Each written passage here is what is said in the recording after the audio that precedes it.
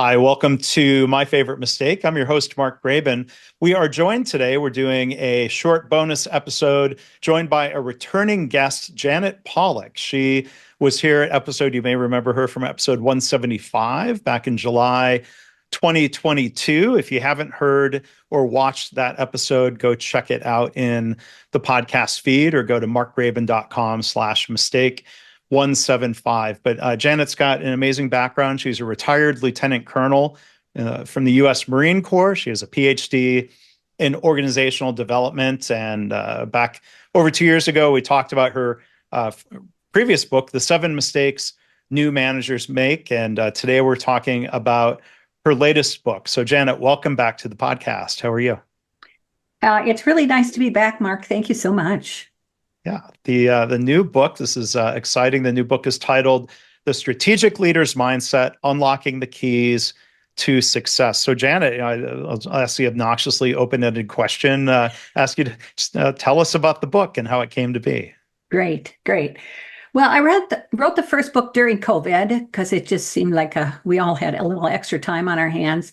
And it was really focused on frontline brand new managers. We don't in industry tend to train them before we promote them because they were really great individual contributors. Since then, I've discovered that the same dilemma happens when individuals get promoted to vice presidents in organizations. The work is fundamentally different than at a director or senior director level. It's truly a situation, what got you here won't get you there. And there are plenty of competency books on the market. There's dozens of competency tools. They're all highly validated. But what occurred to me as I coached and developed a number of executives over the years was the way they think about things hasn't necessarily changed. So it's I called them mindsets, and the first, of course, is thinking strategically, but it's more than just that. It's really adopting a notion that you empower your managers or you lean into ambiguity and are not constantly searching for more information, but learning to live with what you have. It's about being more outward focused for your organization than being inward focused in your organization. And if you are inward focused, you're connecting the dots with marketing and production and sales and engineering. So you're helping everybody fit the pieces together. So I'm very, very excited. It's a bit of a workbook as a leadership developer. I challenge the reader at the end of at each chapter to say, what did you take away and what are you going to do about it? And actually go write that down in the book. That's a good way to reinforce the reflection, right? Yeah. You've touched on, I was going to ask you about, well, what are some of the common mistakes leaders make when making that jump? You've touched on a couple of those already. So let me ask instead, can you elaborate a little bit more? The one thing that I jotted down here is this idea of leaning into ambiguity. Tell us more about that, or maybe what's an example of that kind of scenario? Yeah. In the work I do, I often use a leadership style assessment, especially with a team. There's dozens of them out there, DISC and MBTI. I tend to like Discovery Insights. And so, some of our personality preferences, we are less or more comfortable with ambiguity. We're, so often as a director or senior director, we've been encouraged to tick and tie everything to make sure that you've considered all the risk and you've gotten everybody's support. Well, as a strategic executive, you really rely on your gut. You rely on good people. You grease the skids, if you will, with the other executives, and then you act quickly. And so being able to, it's moving from this idea of sureness, I have great confidence in this decision, to, well, if we wait another week, we may miss the opportunity. And when you talk about greasing the skids, and it sounds like Is it true that relationships matter even more as you reach that level? I think they do, and relationships outside the organization matter even more.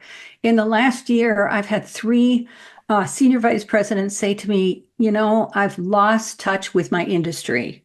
Mm, One individual was looking for a paid board position, and this individual said, I'm having so much fun doing this because I'm meeting a lot of new people and learning a lot about industries that I didn't know. mhm, And in doing so, then we can bring those insights back into our organizations.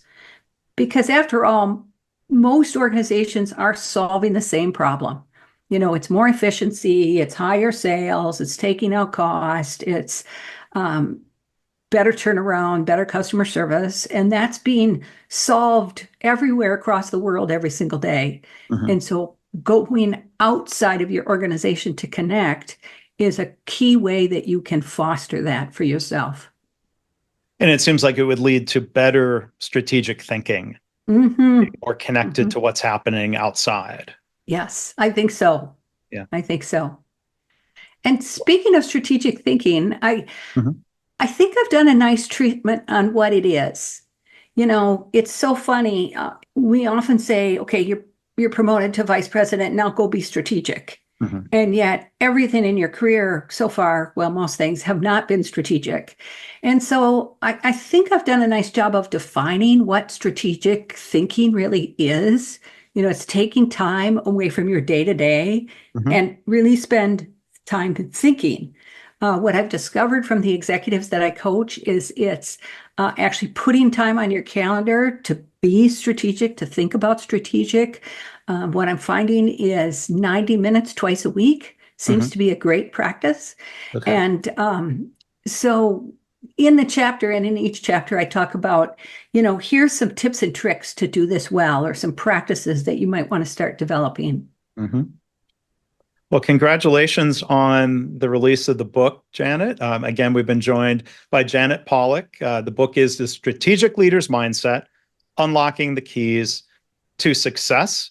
One other, maybe just final question, author to author, and we may have an author listening. Any lessons learned or differences in your approach from the previous book into Mm. the new book?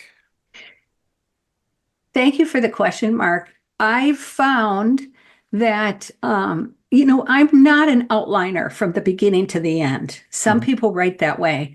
And I didn't even have the idea for the book until the end of last year. mhm, So I'm very comfortable letting ideas percolate. mhm.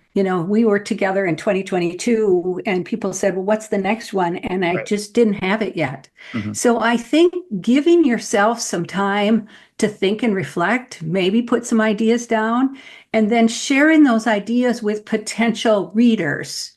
So I got a chance to work with a number of my clients who were strategic executives and say, does this sound right? mhm. Is this the right thing?